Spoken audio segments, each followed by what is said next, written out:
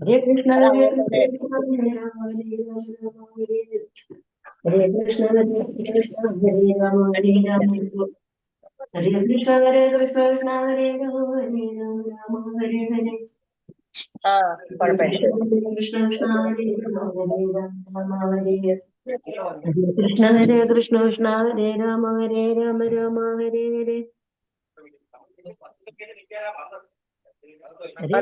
ഹരേ കൃഷ്ണ കൃഷ്ണ ഹരേ രാമ രാമ ഹരേ ഹരേ ഹരേ കൃഷ്ണ കൃഷ്ണ ഹരേ രാമ രാമ ഹരേ ഹരേ ഹരേ കൃഷ്ണ കൃഷ്ണ ഹരേ രാമ രാമ ഹരേ ഹരേ ഹരേ കൃഷ്ണ കൃഷ്ണ ഹരേ രാമ രാമ ഹരേ ഹരേ ഹരേ കൃഷ്ണ കൃഷ്ണ ഹരേ രാമ രാമ ഹരേ ഹരേ ഹരേ കൃഷ്ണ കൃഷ്ണ ഹരേ രാമ രാമ ഹരേ ഹരേ ഹരേ കൃഷ്ണ കൃഷ്ണ ഹരേ രാമ രാമ ഹരേ ഹരേ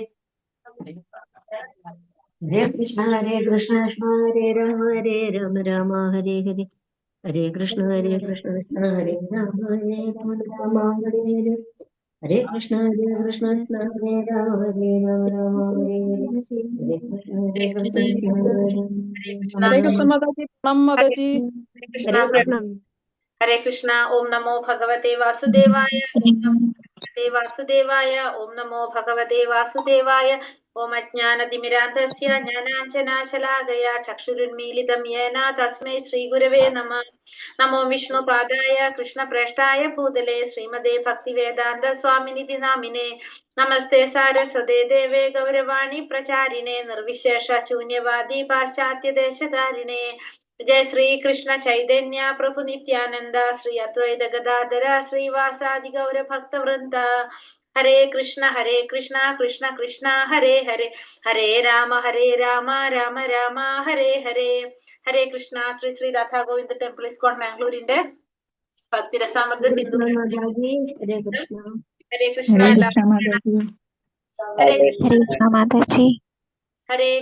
ഹരേ കൃഷ്ണ. നമ്മൾ ഇന്നലെ 8ാമത്തെ അധ്യായം കണ്ടു അല്ലെ? ഹരേ കൃഷ്ണ. 8ാമത്തെ അധ്യായം കണ്ടു. നിയാമക തത്വങ്ങൾ 64 നിയാമക തത്വങ്ങളില് 1 മുതൽ 19 വരെയുള്ളത് നമ്മൾ ഇന്നലെ കണ്ടു അല്ലെ? 19ാമത്തേന് മാത്രം ഒരു അധ്യായം നമ്മൾ കണ്ടു. ഏതധ്യായിരുന്നു? 8ാമത്തെ അധ്യായം അല്ലെ? ആണോ? അതെ മാതാജി, അതെ, നമ്മൾ കണ്ടു അല്ലെ? അപ്പൊ ഇന്നലെ എന്തിനെ കുറിച്ചാണ്? ക്ഷേത്രാരാധനയെ കുറിച്ചും ഭഗവാൻ നാമാപരാധത്തെ കുറിച്ചൊക്കെയാണ് അല്ലെ? ക്ഷേത്രത്തിൽ ഉണ്ടാകുന്ന അപരാധത്തെ കുറിച്ചാണ് നമ്മൾ ഇന്നലത്തെ അധ്യായത്തില് നമ്മൾ കണ്ടത്. ഹരേ കൃഷ്ണ. അത് വരെ സംശയം ഉണ്ട് ആർക്കെങ്കിലും? എന്തെങ്കിലും 8 വരെയുള്ള അധ്യായത്തില് ക്ലിയർ ആണല്ലേ? ഹരേ കൃഷ്ണ. അപ്പൊ നമുക്ക് 9ാമത്തെ അധ്യായത്തിലേക്ക് പോകാം. എല്ലാവർക്കും വായിച്ചു നോക്കി? എല്ലാവരും 8ാമത്തെ അധ്യായം വായിച്ചു നോക്കിണ്ടായിരുന്നോ? ഞാൻ ഇന്നലെ ഒന്നും നോക്കിയില്ല, എനിക്ക് കൊണ്ട്. പോയിന്റുകളല്ലത് മനസ്സിലാക്കാൻ സാധിക്കുന്നതല്ലേ? PDF ഒക്കെ വായിച്ചിട്ടുണ്ട്. പോയിട്ടില്ല. മനസ്സിലായില്ല എന്നാണോ പറഞ്ഞത്? എന്തെങ്കിലും സംശയം ഉണ്ടെന്നാണോ പറഞ്ഞത്? എന്താ ഉദ്ദേശിച്ചത് മാതാജി? സംശയമൊന്നുമില്ല, പക്ഷെ എല്ലാം കൂടെ ഓർക്കാൻ പറ്റുന്നില്ലെന്നേ ഉള്ളൂ. അല്ല, അത് ഓർക്കണ്ട. പഠിക്കാനല്ലത്, കാണാതെ പഠിക്കാനല്ല, നമുക്ക് അറിയാൻ വേണ്ടിയിട്ടാണ് ഇതൊക്കെ ഇങ്ങനെയൊക്കെ ഉണ്ടെന്ന്. അത് പറ്റുമല്ലോ. മനസ്സിലായിണ്ടല്ലോ എല്ലാവർക്കും? കാണാതെ പഠിക്കാൻ നമുക്കിപ്പോ ആർക്കും ഓർമ്മ ഉണ്ടാവണം. മനസ്സിലായിണ്ട്, കാണാതെ അങ്ങനെ അറിയില്ല എന്ന് മാത്രം. മനസ്സിലായിണ്ട് മാതാജി.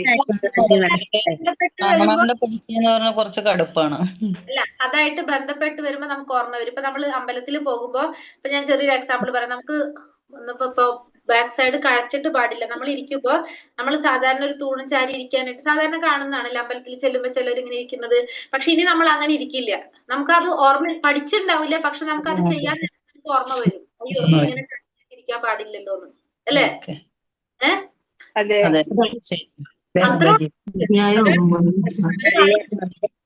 ഓരോ കാര്യങ്ങൾ നമുക്ക് തന്നെത്താൻ ഓർമ്മ വരും. ഇത് ചെയ്യാൻ പാടില്ലല്ലോ, ഇത് ഇങ്ങനെയല്ലല്ലോ നമ്മൾക്ക് ഓർമ്മ വരും.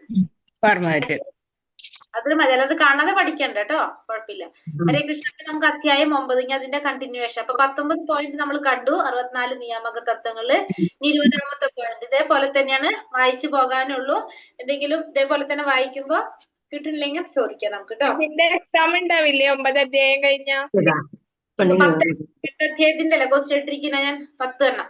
9, 10 വരെ എടുത്തിട്ട് 10 കഴിഞ്ഞാൽ നമുക്ക് എക്സാം 10 എണ്ണം. അടുത്ത 10 എണ്ണം. അടുത്തത് ദൈവദൂഷണം. 20ാമത്തെ പോയിന്റ്. നമസ്തേ മാതാജി. ഒഴിവാക്കേണ്ട അപരാധങ്ങള് അതൊന്ന് അത് പറഞ്ഞുതരാവുന്ന നിങ്ങള് പറഞ്ഞിരുന്നു. ഒഴിവാക്കേണ്ട അപരാധങ്ങൾ, നാമാപരാധങ്ങൾ. നാമാപരാധം അല്ലെ? നാമാപരാധം പറഞ്ഞുതരാന്ന് പറഞ്ഞിട്ടുണ്ട്. എനിക്ക് ഓർമ്മയുണ്ടത്, പറഞ്ഞുതരാം കേട്ടോ. അപ്പൊ ഇവിടെ നമ്മള് ഇനി 9ാമത്തെ അധ്യായത്തില് 20 മുതൽ 42 വരെയാണ് ഈ അധ്യായത്തിൽ പറയുന്നത്. 20 മുതൽ 42 വരെയാണ് ഈ അധ്യായത്തില് പറയുന്നത്. നമുക്ക് നോക്കാം. ഒന്നാമത്തത് ദൈവദൂഷണം. ദൈവത്തെ ദൂഷിക്കുന്നത്. ഭഗവാനെ യോഗത്തിൽ ഭഗവാനെയോ അദ്ദേഹത്തിന്റെ ഭക്തന്മാരെയോ ദൂഷിക്കുന്നത് ഒരു കാരണവശാലും അനുവദിച്ചുകൂടാ. അപ്പൊ ഭഗവാനെ അല്ലെങ്കിൽ ഭഗവാന്റെ ഭക്തന്മാരെ നിന്ദിക്കുന്നത് ഒരു കാരണവശാലും അനുവദിക്കാൻ പാടുള്ളതല്ല. ഇക്കാര്യത്തിൽ സുഖദേവ ഗോസ്വാമി മഹാരാജാവ് പരീക്ഷിത് മഹാരാജാവിനോട് പറയുന്ന വാക്കുകൾ ഭാഗവതം 10ാം സ്കന്ധം 74ാം അധ്യായം 40ാം ശ്ലോകത്തിൽ. രാജൻ ഭഗവാനെയും അദ്ദേഹത്തിന്റെ ഭക്തന്മാരെയും ദൂഷിച്ചു പറയുന്നത് കേട്ടിട്ടും ആ സ്ഥലം വിട്ടുപോകാത്തവന് അതുവരെ അയാളുടെ ധാർമ്മിക ജീവിതം വഴി നേടിയ നന്മ മുഴുവനും നഷ്ടപ്പെടും. അപ്പൊ ഭഗവാനെയോ ഭഗവാന്റെ ഭക്തന്മാരെയോ ദൂഷിച്ചു പറയുന്നത് അല്ലെങ്കിൽ നിന്ദിച്ചു പറയുന്നത് കേട്ടു നിൽക്കുന്ന വ്യക്തിക്ക് അതുവരെ ജീവിതത്തില് നേടിയിട്ടുള്ള ധാർമ്മികമായ ജീവിതം വഴി നേടിയിട്ടുള്ള നന്മ മുഴുവൻ നഷ്ടപ്പെടുന്ന പറഞ്ഞ അത്രയും വലിയ ഒരു അപരാധമാണ് എന്ത്? വൈഷ്ണവ അപരാധം. ഭഗവാനെയോ ഭഗവാന്റെ ഭക്തന്മാരെയോ നിന്ദിക്കുന്നത് കേട്ടിട്ടും നമ്മള് അത് കേട്ടു നിൽക്കുകയാണെങ്കിൽ, നമ്മൾ ആ സ്ഥലം വിട്ടു പോകാതെ നമ്മൾ അത് കേട്ടു നിൽക്കുകയാണെങ്കിൽ പോലും നമ്മൾ ചെയ്യുന്നത് എന്താണ്? നമ്മളെ അതുവരെ നമ്മൾ ചെയ്ത നന്മ മുഴുവനും നഷ്ടപ്പെടുന്ന പറയുന്നത്. അപ്പൊ അതാണ് എന്ത്? വൈഷ്ണവ അപരാധം എന്ന് പറഞ്ഞത്. അതാണ് നമ്മുടെ നാമാപരാധത്തിൽ ഫസ്റ്റത്തെ അപരാധം പറയുന്നത്. ഭഗവാന്റെ നാമം പ്രചരിപ്പിക്കാനായിട്ട് ജീവിതം തന്നെ ഒഴിഞ്ഞു വെച്ച ഭക്തന്മാരെ നിന്ദിക്കുക. ഏറ്റവും വലിയ അപരാധമാണ് ഇത്, വൈഷ്ണവ അപരാധം. ഒരിക്കലും ചെയ്യാൻ പാടില്ലാത്ത അപരാധം. ചൈതന്യ മഹാപ്രഭുവിന്റെ ശിക്ഷാഷ്ടകത്തിലെ ഒരു ശ്ലോകത്തിലെ ആശയം ഇതാണ്: ഭക്തൻ വൃക്ഷത്തെക്കാൾ സഹിഷ്ണുവും പുല്ലിനേക്കാൾ വിധേയത്വമുള്ളവനുമായിരിക്കണം. എല്ലാവരെയും മാനിക്കണം, അതേസമയം ആരുടെയും ആദരവ് സ്വീകരിക്കരുത് താനും. ഇപ്പൊ ചൈതന്യ മഹാപ്രഭുവിന്റെ ശിക്ഷാഷ്ടകത്തില് പറയുന്നതാണ്: തൃണാതപി സുനീചേന തരോരിപ സഹിഷ്ണുന അമാനിന മാനദേന കീർത്തനീയ സദാഹരി എന്നാ പറയുന്നത്. അതായത് എന്ത് വേണം? വൃക്ഷത്തേക്കാൾ സഹിഷ്ണുതയുള്ളവനായിരിക്കണം, പുല്ലിനേക്കാൾ വിധേയത്വമുള്ളവനുമായിരിക്കണം, എല്ലാവരെയും മാനിക്കണം, അതേസമയം എന്താണ്? ആരുടെയും ആദരവ് സ്വീകരിക്കരുതെന്നാണ് ചൈതന്യ മഹാപ്രഭു ശിക്ഷാഷ്ടകത്തില് പറയുന്നത്. ഭക്തൻ എന്ന നിലയിൽ അങ്ങേയറ്റം വിനയവാനും സൗമ്യനുമായ ചൈതന്യ മഹാപ്രഭു ശ്രീ നിത്യാനന്ദനെ ആരോ ദേഹോപദ്രവം ഏൽപ്പിച്ചെന്ന് കേട്ട മാത്രയിൽ ആ സ്ഥലത്ത് പാഞ്ഞെത്തി കുറ്റക്കാരനായ ജഗായിയെയും മഥായിയെയും കൊല്ലാൻ പോലും തയ്യാറായി. ചൈതന്യ മഹാപ്രഭുവിന്റെ ഈ പെരുമാറ്റം വളരെ പ്രധാനമാണ്. അപ്പൊ ചൈതന്യ മഹാപ്രഭു കാരുണ്യാവതാരമായിട്ടാണ് വരുന്നത്. ചൈതന്യ മഹാപ്രഭു കലിയുഗത്തില് കാരുണ്യാവതാരമാണ്. എന്നിട്ട് പോലും ചൈതന്യ മഹാപ്രഭു എന്താണ്? നിത്യാനന്ദ പ്രഭുവിന് ഭക്തനാണ് അല്ലെ, ഭഗവാന്റെ ഭക്തനാണ്. ആ ഭക്തന് ആരോ ദേഹോപദ്രവം ഏൽപ്പിച്ചു എന്ന് കേട്ടപ്പോ അവിടേക്ക് പാഞ്ഞെത്തിയിട്ട് കുറ്റക്കാരായിട്ടുള്ള ജഗായി മഥായി പോലുള്ളവരെ കൊല്ലാനായിട്ട് തയ്യാറായി. അതായത് വൈഷ്ണവ അപരാധം നമ്മൾ എന്ത് ചെയ്യുന്നില്ല, അതിനെ നമ്മൾ സപ്പോർട്ട് ചെയ്യുന്നില്ല എന്ന് കാണിക്കുകയാണ് അവിടെ. ഒരു വൈഷ്ണവൻ പരമാവധി സഹിഷ്ണുവും സൗമ്യനുമാണ്, സ്വന്തം അഭിമാനം പോലും ഉപേക്ഷിക്കാൻ തയ്യാറായെന്ന് വരാം. എന്നാൽ കൃഷ്ണന്റെയോ അദ്ദേഹത്തിന്റെ ഭക്തന്റെയോ അഭിമാനത്തിന്റെ കാര്യം വരുമ്പോൾ ആ അപമാനം അയാൾ സഹിക്കില്ല എന്നാണ് ഈ സംഭവം കാണിക്കുന്നത്. അപ്പൊ നമ്മള് സ്വന്തമായിട്ട് നമ്മൾ ആര് ഇൻസൾട്ട് ചെയ്താലോ, നമ്മൾ ആര് അപമാനിച്ചാലോ, നമ്മൾ ആരെങ്കിലും ചീത്ത പറഞ്ഞാലോ ഒക്കെ നമ്മളത് സഹിക്കും. പക്ഷെ നമ്മൾ ഭഗവാനെയോ ഭക്തനെയോ ആണ് അപമാനിക്കുന്നതെങ്കിൽ അത് സഹിക്കില്ല, ഒരു ഭക്തൻ സഹിക്കില്ല എന്നാണ് ഇവിടെ ചൈതന്യ മഹാപ്രഭുവിന്റെ ഈ സംഭവത്തിൽ നിന്ന് നമുക്ക് മനസ്സിലാക്കുന്നത്. ഇത്തരം അപമാനങ്ങളെ 3 വിധത്തിൽ നേരിടണം. അപ്പൊ നമ്മൾ അടുത്ത ചോദ്യം, അപ്പൊ ഈ അപമാനങ്ങൾ വന്നാൽ നമ്മൾ എന്ത് ചെയ്യണം? 3 തരത്തിലാണ് നമുക്ക് പറയുന്നത്. ദൈവദൂഷണം വാക്കുകൾ കൊണ്ടാണെങ്കിൽ, ദൈവദൂഷണം വാക്കുകൾ കൊണ്ടാണെങ്കിൽ അത് ചെയ്തവനെ വാദിച്ചു തോൽപ്പിക്കാൻ കഴിയുമെങ്കിൽ അങ്ങനെ ചെയ്യണം. അപ്പൊ നമ്മളെ മുന്നിൽ ഒരാൾ നിന്നിട്ട് ഭഗവാനെ അല്ലെങ്കിൽ ഭഗവാന്റെ ഭക്തനെ നിന്ദിക്കുകയാണെങ്കിൽ നമ്മൾ എന്ത് ചെയ്യണം? ഒന്നുകിൽ അവരായിട്ട് നമ്മൾ വാദിച്ചു തോൽപ്പിക്കണം, അല്ല ഭഗവാൻ പരമദിവ്യോത്തമ പുരുഷനാണ് അല്ലെങ്കിൽ ആ ഭക്തൻ അങ്ങനെയുള്ള വ്യക്തിയാണെന്ന് പറഞ്ഞ് അവരായിട്ട് വാദിച്ചു തോൽപ്പിക്കാൻ നമുക്ക് കഴിയണം. അതിനുള്ള കഴിവ് നമുക്കില്ലെങ്കിൽ പിന്നെ ചെയ്യാവുന്നത് സൗമ്യനായി അവിടെ നിൽക്കുകയല്ല, സ്വന്തം ജീവൻ ഉപേക്ഷിക്കുകയാണ്. അല്ലെങ്കിൽ നമ്മൾ എന്ത് ചെയ്യണം? നമ്മുടെ ജീവൻ കളയണം, നമ്മൾ ആത്മഹത്യ ചെയ്യണം, നമ്മളവിടെ നിൽക്കാനായിട്ട് പാടില്ല. ഇത് രണ്ടും സാധ്യമാകുന്നില്ലെങ്കിൽ മൂന്നാമത് എന്താ പറയുന്നത്? സ്ഥലം വിട്ടു പോകാം. വേണ്ടത് ഈ പറഞ്ഞതൊന്നും ചെയ്യുന്നില്ലെങ്കിൽ അത് ഭക്തിയുടെ കാര്യത്തിൽ അയാൾക്ക് പാതിത്യം സംഭവിച്ചെന്ന് പറയാം, അയാൾക്ക് എന്താണ് വീഴ്ച വരുന്നത് പറയാം. അപ്പൊ 3 തരത്തിൽ ചെയ്യാം. ഒന്ന് നമ്മൾ വാദിച്ചു തോൽപ്പിക്കാൻ ശ്രമിക്കാം, അല്ലെങ്കിൽ നമുക്ക് ആ സ്ഥലം വിട്ടു പോകാം, അതല്ലെങ്കിൽ നമ്മൾ എന്ത് ചെയ്യണം? ആത്മഹത്യ ചെയ്യണം എന്ന് പറഞ്ഞത്. കേട്ടു നിൽക്കാനായിട്ട് നമ്മൾ ഒരിക്കലും പാടില്ല. അപ്പൊ ദൈവദൂഷണം വാക്കുകൾ കൊണ്ടാണെങ്കിൽ ആദ്യം നമ്മൾ എന്ത് ചെയ്യണം? നമ്മൾ പറഞ്ഞ് തോൽപ്പിക്കാനായിട്ട് ശ്രമിക്കണം, വാക്കുകൊണ്ട് തർക്കിക്കാൻ നമുക്ക് സാധിക്കണം. അത് ചെയ്യാൻ സാധിക്കില്ലെങ്കിൽ നമ്മൾ അത് കേൾക്കാനേ നിൽക്കരുത്, നമ്മൾ അവിടെ നിന്ന് പോകണം. അതും പറ്റില്ലെങ്കിൽ നമ്മൾ എന്താണ്? ജീവൻ ഉപേക്ഷിക്കണം എന്ന് പറഞ്ഞ. അപ്പൊ അത്രയും വലിയൊരു തെറ്റാണ് എന്ത്? ഭക്തനെ നിന്ദിക്കുന്നത്, കേട്ടു നിൽക്കുന്നത്. അതാണ് 20ാമത്തെ പോയിന്റ് പറയുന്നത്. ഇനി 21ഉം 22ഉം. 21 തിലകം, പിന്നെ 22 തുളസിമാല. 20ഉം 21ഉം 22ഉം. വൈഷ്ണവൻ തന്റെ ശരീരം തിലകം കൊണ്ട് എങ്ങനെ മോടി പിടിപ്പിക്കണമെന്ന് പത്മപുരാണത്തിൽ പറയുന്നുണ്ട്. കഴുത്തിൽ തുളസിമാല, ശരീരത്തിൽ വിവിധ ഭാഗങ്ങളിൽ വിഷ്ണുവിന്റെ പ്രതിരൂപകാത്മക ചിഹ്നങ്ങൾ, 4 കൈകളിൽ ധരിച്ചിരിക്കുന്ന ചങ്ക്, ചക്ര, ഗദ, പത്മകൾ, നെറ്റിയിൽ വിഷ്ണു തിലകം എന്നിവയുള്ളവർ വിഷ്ണു ഭക്തന്മാരെന്ന് വിളിക്കാം. അപ്പൊ എന്ത് വേണം? ഒരു ഭക്തൻ ശരീരത്തില് തിലകം കൊണ്ട് മോടി പിടിപ്പിക്കണമെന്ന് പത്മപുരാണത്തിൽ പറയുന്നുണ്ട്. കഴുത്തില് തുളസിമാല ഉണ്ടായിരിക്കും.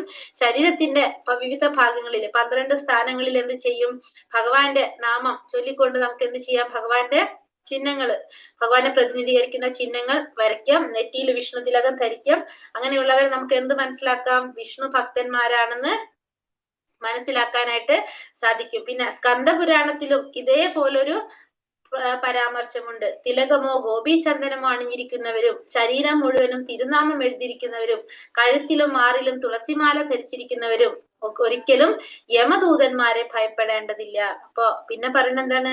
കഴുത്തില് തുളസിമാലയുണ്ട്, ഗോപീചന്ദനം തിലകമായിട്ട് ഗോപീചന്ദനമുണ്ട്, ശരീരം മുഴുവൻ തിരുനാമം എഴുതിയിരിക്കുക. ചിലവരെന്ത് ചെയ്യും? ഹരേ കൃഷ്ണ, രാധേ രാധേ എന്നൊക്കെ ശരീരത്തിൽ എഴുതും.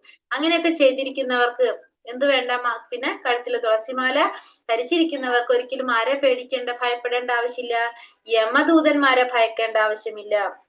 അപ്പൊ യമദൂതന്മാർ ഒരിക്കലും അങ്ങനെയുള്ളവരെ സ്പർശിക്കില്ല എന്നാണ് പറയുന്നത്. അതിന്റെ അർത്ഥം അവർക്ക് മരണമില്ല എന്നാണോ? ആണോ?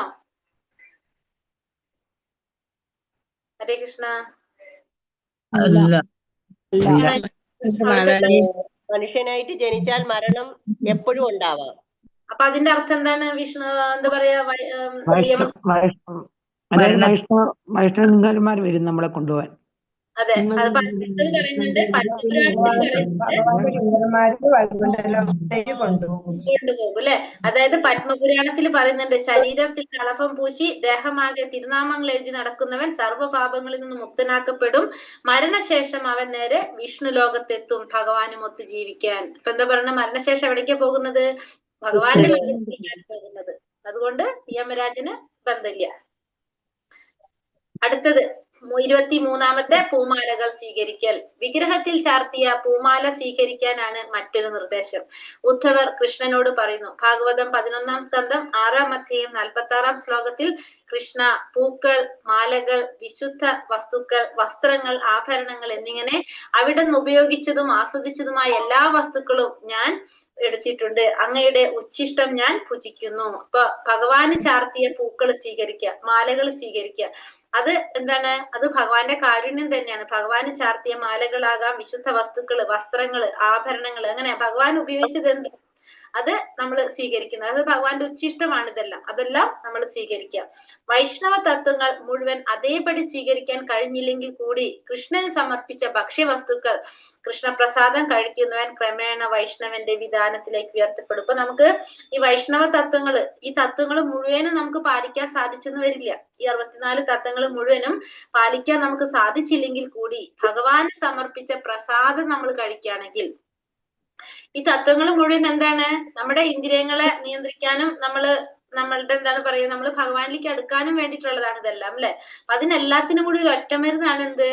ഭഗവത് പ്രസാദം. ഭഗവത് പ്രസാദം കഴിക്കുന്നവൻ ക്രമേണ എന്ത് വരും? വൈഷ്ണവന്റെ വിധാനത്തിലേക്ക് ഉയർത്തപ്പെടും. അപ്പൊ നമുക്ക് ഇതെല്ലാം പാലിക്കാൻ സാധിച്ചില്ലെങ്കിൽ നമുക്ക് എന്ത് ചെയ്യാം?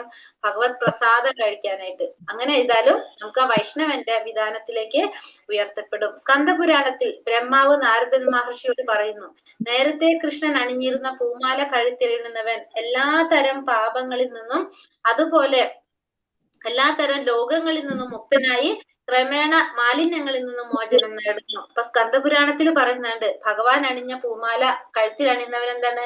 രോഗങ്ങളിൽ നിന്നും പാപങ്ങളിൽ നിന്നെല്ലാം മുക്തി നേടാൻ സാധിക്കുമെന്ന് എന്തില് പറയുന്നുണ്ട്? സ്കന്ദപുരാണത്തിൽ പറയുന്നുണ്ട്. അപ്പൊ ബ്രഹ്മാവ് നാരദ മഹർഷിയോട് പറയുന്നതാണത്. ഇനി 24-ാമത്തത് വിഗ്രഹത്തിന് മുന്നിൽ നൃത്തം വെക്കുക. വിഗ്രഹത്തിന് മുന്നിൽ നൃത്തം വെക്കുന്നതിന്റെ പ്രാധാന്യത്തെ ദ്വാരകാ മഹാത്മ്യത്തിൽ കൃഷ്ണൻ പറയുന്നുണ്ട്. ഹർഷോന്മാദ അവസ്ഥയിലെത്തിയ ആൾ, ഹർഷോന്മാദ അവസ്ഥ എന്ന് വെച്ചിട്ടുണ്ടെങ്കിൽ നമ്മുടെ സന്തോഷത്തിന്റെ ആ ഒരു ഉന്നത അവസ്ഥയിൽ എത്തിയിട്ടുള്ള ഒരു വ്യക്തി ഭഗവാന്റെ മുന്നിൽ നൃത്തം വെക്കുമ്പോൾ ഭക്തി പ്രകർഷത്താൽ പരമാനന്ദം അനുഭവിക്കുന്നവൻ, അതിന്റെ ബാഹ്യലക്ഷണങ്ങൾ പ്രകടിപ്പിക്കുന്നവൻ, സഹസ്രാബ്ദങ്ങളായി കുമിഞ്ഞുകൂടിയ പാപങ്ങളെ മുഴുവൻ എരിച്ചു കളയാൻ കഴിവുള്ളവനാകുന്നു. അപ്പൊ ഭഗവാന്റെ വിഗ്രഹത്തിന് മുന്നിൽ നൃത്തം വെക്കുന്നതിന്റെ പ്രാധാന്യത്തെ കുറിച്ചാണ് ദ്വാരകാ മഹാത്മ്യത്തിലാണ് പറയുന്നത്. ഭഗവാൻ പറയുന്നത് എന്താണ്? ആ ഹർഷോന്മാദാവസ്ഥയിൽ എത്തിയ ഒരു വ്യക്തി ഭഗവാന്റെ മുന്നിൽ നൃത്തം വെക്കുമ്പോൾ ഭക്തി പ്രകർഷത്താൽ എന്താണ്? പരമാനന്ദം അനുഭവിക്കാൻ സാധിക്കും. അതിന്റെ ബാഹ്യലക്ഷണങ്ങൾ പ്രകടിപ്പിക്കുന്നവൻ എന്താണ്? സഹസ്രാബ്ദങ്ങളായിട്ട് കുടിഞ്ഞുകൂടിയിട്ടുള്ള പാപങ്ങളെ മുഴുവൻ എരിച്ചു കളയാൻ കഴിവുള്ളവനായിരുന്നു. അപ്പൊ എത്രയോ വർഷങ്ങളായിട്ട് കുമിഞ്ഞു കൂടിയിട്ടുള്ള എല്ലാ പാപങ്ങളെയും എരിച്ചു കളയാനായിട്ട് അങ്ങനെ നൃത്തം വെക്കുന്ന വ്യക്തിക്ക് സാധിക്കുന്നു.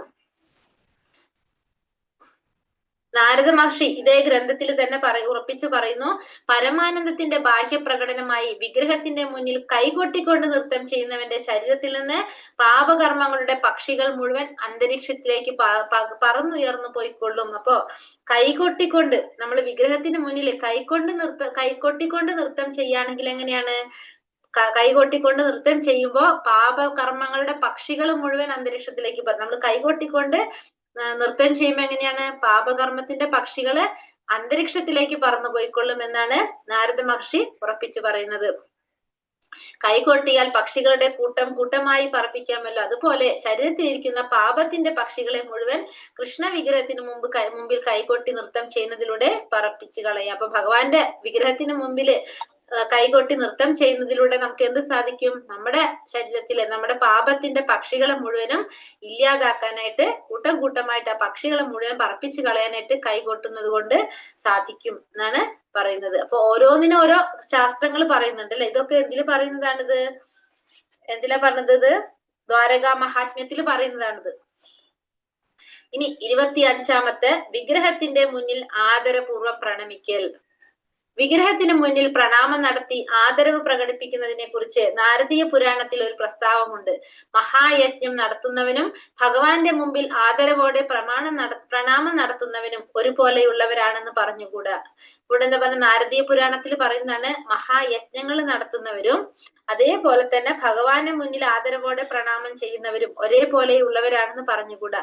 യജ്ഞകർമ്മങ്ങളിലൂടെ നേടുന്ന ഫലങ്ങൾ താൽക്കാലികമാണ്. അതുവഴി നമുക്ക് എവിടേക്ക് പോകാം? പുണ്യലോകത്തിലേക്ക് പോകും. പുണ്യം ക്ഷയിക്കുമ്പോ വീണ്ടും നമ്മൾ ഭൂമിയിലേക്ക് ജനിക്കേണ്ടി വരും. എന്നാൽ വിഗ്രഹത്തിന് മുന്നിൽ സാഷ്ടാംഗം പ്രണമിച്ച് ഒരിക്കലെങ്കിലും ആദരിച്ചവന് ഒരിക്കലും ഭൂലോകത്ത് മടങ്ങേണ്ടി വരില്ല. അവൻ നേരെ കൃഷ്ണധാമത്തിലെത്തും. അപ്പൊ നേരെ മറിച്ച് വിഗ്രഹത്തിന് മുന്നിൽ പ്രണാമം ചെയ്ത വ്യക്തിയാണെങ്കിലോ, ആദരിച്ച വ്യക്തിക്ക് ഒരിക്കലും എവിടേക്ക് വരേണ്ടി വരില്ല? ഈ ഭൂലോകത്തേക്ക് മടങ്ങേണ്ടി വരില്ല. അവൻ എവിടേക്ക് എത്താൻ സാധിക്കും? ഭഗവാന്റെ ധാമത്തിലേക്ക് എത്താനായിട്ട് സാധിക്കും. അപ്പൊ യജ്ഞങ്ങൾ ചെയ്യുന്നതിനേക്കാളും പ്രാധാന്യം എന്തിനുണ്ട്? ഭഗവാന്റെ വിഗ്രഹത്തിന് മുന്നിൽ പ്രണമിക്കുന്നതിന് പറയുന്നത്. അപ്പൊ നമ്മൾ എന്ത് ചെയ്തിരിക്കണം? അമ്പലത്തിൽ പോയി കഴിഞ്ഞാൽ ഭഗവാന്റെ വിഗ്രഹത്തിന് മുന്നിൽ നമ്മൾ പ്രണമിച്ചിരിക്കണം. അടുത്ത 26ാമത്തെ പോയിന്റ്, എഴുന്നേറ്റ് നിന്ന് ഭഗവാനെ സ്വീകരിക്കൽ. ഭഗവാന്റെ രഥയാത്രാ വേളയിൽ എഴുന്നേറ്റ് നിന്ന് അദ്ദേഹത്തെ സ്വീകരിക്കുന്നവൻ എല്ലാ പാപങ്ങളും കഴുകി കളയപ്പെട്ട് ശുദ്ധ ശരീരിയാകുമെന്ന് ബ്രഹ്മാണ്ഡ പുരാണം പറയുന്നു. അപ്പൊ ബ്രഹ്മാണ്ഡ പുരാണത്തിൽ പറയുന്നത് രഥയാത്ര നടക്കുന്ന സമയത്ത് നമുക്കറിയാലോ, ഉത്സവങ്ങൾക്ക് വരുമ്പോ ഭഗവാൻ എഴുന്നള്ളിച്ചു കൊണ്ടുപോകുന്നത് റോഡിലൂടെയൊക്കെ. അപ്പൊ അങ്ങനെ ഉള്ള സമയത്ത് നമ്മൾ എഴുന്നേറ്റ് നിന്നിട്ട് ആ ഭഗവാനെ സ്വീകരിക്കണം. അങ്ങനെ ചെയ്യുന്നവൻ എല്ലാ തരത്തിലുള്ള പാപങ്ങളും കഴുകിക്കളയപ്പെട്ട് ശുദ്ധ ശരീരിയാകുമെന്ന് ബ്രഹ്മാണ്ഡ പുരാണം പറയുന്നു. ഇനി വിഗ്രഹത്തെ അനുഗമിക്കൽ. സമാനമായ ഒരു പ്രസ്താവം ഭവിഷ്യപുരാണത്തിലും കാണുന്നുണ്ട്. എന്താ പറയണത്? ഹീനകുലത്തിൽ ജനിച്ചവനായാൽ പോലും ഒരുവൻ ഭഗവാന്റെ രഥയാത്ര എഴുന്നള്ളത്തിൽ അതിന്റെ ബാക്കിയല്ല, താഴെ വീണതാണ് എന്റെ കൈ തട്ടിയിട്ട് ഞാൻ അങ്ങോട്ട് കടന്നപ്പോ. അതാണ് മാത്സ് കൂട്ടന് കൊടുത്തിട്ട് കേട്ടിയത്. ഹരേ കൃഷ്ണ. ഒരുവൻ ഭഗവാന്റെ രഥയാത്ര എഴുന്നള്ളത്തിൽ അതിന്റെ മുമ്പിലോ പിന്നിലോ അതോടുകൂടി അനുയാത്ര ചെയ്താൽ അയാൾക്ക് വിഷ്ണുവിന്റെ സർവ്വ ഐശ്വര്യ സമൃദ്ധികളും ലഭിക്കും. അപ്പൊ രഥയാത്ര നടക്കുന്ന സമയത്ത് ആ രഥയാത്ര എഴുന്നള്ളത്തിന്റെ മുന്നിലായോ പിന്നിലോ ആ രഥയാത്രയോട് കൂടിയോ നമ്മൾ യാത്ര ചെയ്യുകയാണെങ്കിൽ, അനുയാത്ര ചെയ്യുകയാണെങ്കിൽ ഭഗവാന്റെ സർവ്വ ഐശ്വര്യ സമൃദ്ധികളും ലഭിക്കും. ഭഗവാന്റെ സർവ്വ ഐശ്വര്യ സമൃദ്ധികളും ലഭിക്കുന്നു. അപ്പൊ രഥയാത്ര നടക്കുന്ന സമയത്ത് എഴുന്നേറ്റ് നിന്ന് ഭഗവാനെ സ്വീകരിക്കുന്നതും രഥയാത്രയുടെ കൂടെ അതിന്റെ മുന്നിലോ പിന്നിലോ രഥയാത്രയുടെ കൂടെ നമ്മൾ അനുഗമിക്കുകയാണെങ്കിൽ നമുക്ക് എന്താണ്? സർവ്വ ഐശ്വര്യ സമൃദ്ധികളും നമുക്ക് ലഭിക്കുമെന്ന് 27ാമത്തെ പോയിന്റ് പറയുന്നത്. 28 പറയുന്നത് വിഷ്ണു ക്ഷേത്രമോ തീർത്ഥാടന കേന്ദ്രമോ സന്ദർശിക്കൽ. വൃന്ദാവനം, മധുര, ദ്വാരക തുടങ്ങി തീർത്ഥാടന കേന്ദ്രങ്ങൾ സന്ദർശിക്കുന്നവർ വാഴ്ത്തപ്പെട്ടവരാണ്. ഭൗതിക അസ്തിത്വത്തിന്റെ മരുപ്രദേശങ്ങൾ താങ്ങാൻ ഇത്തരം യാത്ര സഹായിക്കുന്നെന്ന് പുരാണങ്ങൾ പറയുന്നു. അപ്പൊ വൃന്ദാവനം, മധുര, ദ്വാരക തുടങ്ങി തീർത്ഥാടന കേന്ദ്രങ്ങൾ സന്ദർശിക്കാൻ സാധിക്കുന്നവർ എങ്ങനെയാണ്? വാഴ്ത്തപ്പെട്ടവർ. കാരണം നമ്മള് ഭാഗ്യം ഉണ്ടെങ്കിൽ മാത്രമേ നമുക്ക് വൃന്ദാവനത്തിലും മധുര, ദ്വാരക ആ സ്ഥലങ്ങളിൽ പോകണമെങ്കിൽ നമ്മൾ മുൻജന്മത്തിൽ നമ്മൾ ചെയ്ത സുഹൃതത്തിന്റെ ഫലമായിട്ടായിരിക്കും നമുക്ക് പോകാനായിട്ട് സാധിക്കുന്നത്. അങ്ങനെയുള്ളവർക്ക് എന്ത് സാധിക്കും? ഭൗതികമായിട്ടുള്ള അസ്തിത്വത്തിന്റെ മരുപ്രദേശങ്ങള്, നമ്മളെ ഭൗതികമായിട്ടുള്ള നമ്മുടെ കഷ്ടതകള്, ബുദ്ധിമുട്ടുകളെല്ലാം തരണം ചെയ്യാനായിട്ട്, താങ്ങാനായിട്ട് ഇത്തരത്തിലുള്ള യാത്രകള് നമ്മളെ സഹായിക്കുമെന്ന് പുരാണങ്ങൾ പറയുന്നു. ഹരിഭക്തി സുതോദയം പറയുന്നു, കൃഷ്ണാവബോധത്തിൽ ഭക്തിയുടെ സേവനത്താൽ ഉത്തേജിതരായി വിഷ്ണു ക്ഷേത്രത്തിൽ പ്രതിഷ്ഠാമൂർത്തിയെ സന്ദർശിക്കുവാൻ പോകുന്നവർക്ക് പിന്നീട് ഒരിക്കലും അമ്മയുടെ ഗർഭമാകുന്ന കാരാഗൃഹവാസം അനുഷ്ഠിക്കേണ്ടി വരില്ല. ഹരിഭക്തി സുതോദയത്തിൽ പറയുന്നതാണ് അല്ലെ, കൃഷ്ണാവബോധത്തോടു കൂടി, കൃഷ്ണാവബോധത്തില് ഭക്തിയുടെ സേവനത്താൽ ഉത്തേജിതരായിട്ട് വിഷ്ണു ക്ഷേത്രത്തില് പ്രതിഷ്ഠാമൂർത്തിയെ ഭഗവാനെ ദർശിക്കാനായിട്ട് പോകുന്നവർക്ക് പിന്നീട് ഒരിക്കലും എന്ത് വേണ്ടി വരില്ല? അമ്മയുടെ ഗർഭമാകുന്ന കാരാഗൃഹത്തിൽ, അതായത് ഭൗതിക ലോകത്തില് ഭൂമിയിൽ ജന്മം എടുക്കേണ്ടതായിട്ട് വരുന്നില്ല. പെറ്റു വീഴുന്ന നിമിഷത്തിൽ തന്നെ ഗർഭപാത്രത്തിലെ ജീവിതകാലത്തെ പ്രയാസങ്ങൾ മുഴുവനും ദത്താത്മാക്കൾ മറന്നു പോകുന്നു. എന്തൊരു വേദനാകരവും ഭീകരവുമായ അനുഭവമാണത്. ഈ ഭൗതികാവസ്ഥയിൽ നിന്ന് രക്ഷ നേടാൻ കൃഷ്ണാവബോധത്തോടെ വിഷ്ണു ക്ഷേത്രം സന്ദർശിക്കുവാനാണ് ഉപദേശം. അപ്പൊ വിഷ്ണു ക്ഷേത്രം സന്ദർശിക്കുന്നത് എങ്ങനെയായിരിക്കണം? കൃഷ്ണാവബോധത്തോടെ ആയിരിക്കണം നമ്മൾ വിഷ്ണു ക്ഷേത്രം സന്ദർശിക്കേണ്ടത്. അതാണ് ഉപദേശിക്കുന്നത്. ഭൗതിക ജന്മമെന്ന് കപടാവസ്ഥയിൽ നിന്നും വളരെ വേഗം രക്ഷ പ്രാപിക്കാൻ അതാണ് ഏക മാർഗം. അപ്പോ അതാണ് നമുക്ക് വിഷ്ണു ക്ഷേത്രം സന്ദർശിക്കണം കൃഷ്ണാവബോധത്തോടെ. അതാണ് നമുക്ക് ഈ ഭൗതിക ലോകത്തില് ഭൂമിയിൽ ജന്മം എടുക്കാതിരിക്കാനുള്ള, അവിടെ നിന്ന് രക്ഷ പ്രാപിക്കാനുള്ള ഒരേ ഒരു മാർഗം അതാണ്. വിഷ്ണു ക്ഷേത്രത്തിന് പ്രദക്ഷിണം വെക്കൽ. അടുത്തത് 29ാമത്തെ പോയിന്റ്, വിഷ്ണു ക്ഷേത്രത്തിന് പ്രദക്ഷിണം. വിഷ്ണു വിഗ്രഹത്തെ പ്രദക്ഷിണം വെക്കുന്ന ആളിന് ജനന മരണങ്ങളുടെ പുനരാവൃത്തി രൂപമായ പ്രദക്ഷിണ സഞ്ചാരം ഒഴിവാക്കാനാകും എന്ന് ഹരിഭക്തി സുതോദയം പറയുന്നു. അപ്പൊ ഹരിഭക്തി സുതോദയത്തിൽ പറയുന്നതാണ്, വിഷ്ണു ക്ഷേത്രത്തിൽ വിഗ്രഹത്തെ പ്രദക്ഷിണം വെക്കുന്ന ആൾക്ക് എന്തുണ്ടാവില്ല? ഈ ജനന മരണത്തിന്റെ ചക്രത്തില് ഉണ്ടാവില്ല. അതിന് ആ പ്രദക്ഷിണം സഞ്ചാരം വഴി അത് ഒഴിവാക്കാനായിട്ട് സാധിക്കും. ഹരിഭക്തി സുതോദയത്തില് പറയുന്നതാണിത്. ഭൗതികാസ്തിത്വം ഹേതുവാൽ ജനന മരണങ്ങളുടെ പുനരാവൃത്തി രൂപമായ ചുറ്റി സഞ്ചാരം നടത്തുന്നു. ഇതിനൊരു പരിഹാരമാണ് ക്ഷേത്രത്തിലെ വിഗ്രഹത്തിന് വലം വെക്കൽ. അപ്പൊ നമുക്ക് ഭൗതികമായിട്ടുള്ള അസ്തിത്വം കാരണം കൊണ്ട് നമുക്ക് എന്താണ് സ്ഥിരത ഇല്ലാത്തതുകൊണ്ട് ഭൗതികമായിട്ടുള്ള അസ്തിത്വം കാരണം കൊണ്ട് ജനന മരണങ്ങളുടെ പുനരാവൃത്തി രൂപമായിട്ടുള്ള ചുറ്റി സഞ്ചാരം നടത്തുന്നത് ഇതിനൊരു പരിഹാരമാണ് എന്ത്? വിഗ്രഹത്തിന് വലം വെക്കുക എന്നുള്ളത്. നമ്മളപ്പോ എന്ത് ചെയ്യണം? വിഷ്ണു ക്ഷേത്രത്തിന് പ്രദക്ഷിണം വെക്കുക. പിന്നെന്ത് ചെയ്യണം? ഭൗതിക അസ്തിത്വ ഹേതു ജനന മരണങ്ങളുടെ പുനരാവർത്തി രൂപമായ ചുറ്റി സഞ്ചാരം നടത്തുന്നു. ഇതിനൊരു പരിഹാരമാണ് ക്ഷേത്രത്തിലെ വിഗ്രഹത്തിന് ഭൗതിക അസ്തിത്വം ഹേതുവാൽ ജനന മരണങ്ങളുടെ പുനരാവർത്തി രൂപമായ ചുറ്റി സഞ്ചാരം നടത്തുന്നു. അപ്പൊ നമ്മൾ എന്ത് ചെയ്തുകൊണ്ടിരിക്കും? നമുക്ക് ഭൗതിക അസ്തിത്വം കാരണം കൊണ്ട് നമുക്ക് സ്ഥിരത ഇല്ലാത്തത് കൊണ്ട് നമുക്ക് എന്ത് സംഭവിക്കുകയാണ്? ജനന മരണങ്ങൾ നടന്നുകൊണ്ടേയിരിക്കും, അതൊന്ന് ചുറ്റി സഞ്ചരിച്ചു കൊണ്ടിരിക്കും. അതിന് പരിഹാരമാണ് എന്ത്? ക്ഷേത്രങ്ങളിലെ വിഗ്രഹത്തിന് വലം വെക്കാന്നുള്ളത്. ശ്രാവണ മാസത്തിലാണ് തുടക്കം. കൃഷ്ണാവബോധം പ്രചരിപ്പിക്കാനായി ഊരി ചുറ്റി സഞ്ചരിക്കുക പതിവാക്കിയിട്ടുള്ള പുണ്യാത്മാക്കൾ ഈ 4 മാസക്കാലം എവിടെയെങ്കിലും സാധാരണയായി ഏതെങ്കിലും പുണ്യഭൂമിയിൽ താമസിക്കുന്നു. അതായത് ചാതുർമാസ്യ വ്രതത്തെ കുറിച്ച് പറയുന്നത് 4 മാസം. അത് തുടങ്ങുന്നത് ശ്രാവണ മാസത്തിലാണ്. കൃഷ്ണാവബോധം പ്രചരിപ്പിക്കാനായിട്ട് ഊരി ചുറ്റി സഞ്ചരിക്കുന്ന സന്യാസിമാരൊക്കെ പുണ്യാത്മാക്കളൊക്കെ എന്ത് ചെയ്യും? ഈ 4 മാസക്കാലം എവിടെയെങ്കിലും ഒരുത്തില് പുണ്യഭൂമിയിൽ താമസിക്കും. ഏതെങ്കിലും പുണ്യഭൂമിയിൽ താമസമാക്കുന്ന ഈ കാലയളവിൽ അനുഷ്ഠിക്കേണ്ട ചില സവിശേഷ കർമ്മ പരിപാടികളുണ്ട്. ഈ കാലയളവിൽ ദിവസം 4 തവണയെങ്കിലും ഭിക്ഷുക്ഷേത്രത്തിന് പ്രദക്ഷിണം വെച്ചാൽ അത് പ്രപഞ്ചം മുഴുവൻ സഞ്ചരിച്ചതിന് തുല്യമായി കണക്കാക്കുമെന്ന് സ്കന്ദപുരാണം പറയുന്നു. അപ്പൊ ഈ ചാതുർമാസ്യം 4 മാസങ്ങളിൽ ഏത് മാസം തൊട്ട് തുടങ്ങുന്നത്? ഒക്ടോബറിൽ ലാസ്റ്റ് വരുന്നത്, ഒക്ടോബർ, സെപ്റ്റംബർ, അതിന് മുന്നേ വരുന്നത് ഓഗസ്റ്റ്, ജൂൺ ജൂലൈയിൽ സ്റ്റാർട്ട് ചെയ്യും. ജൂലൈ, ഓഗസ്റ്റ്, സെപ്റ്റംബർ, ഒക്ടോബർ, ഏകദേശം ആ 4 മാസങ്ങള്. ആ 4 മാസ കാലയളവിൽ എന്താണ്? വിഷ്ണു ക്ഷേത്രത്തിന് പ്രദക്ഷിണം വെക്കുന്നത് പ്രപഞ്ചം മുഴുവൻ സഞ്ചരിക്കുന്നതിന് തുല്യമായിട്ടാണ് കണക്കാക്കുന്നതെന്ന് സ്കന്ദപുരാണം പറയുന്നു. അപ്പൊ അത്രയും പ്രധാനപ്പെട്ട വിശേഷപ്പെട്ട മാസമാണ് ഇത്, ആ ചാതുർമാസ്യം എന്നറിയപ്പെടുന്നത്.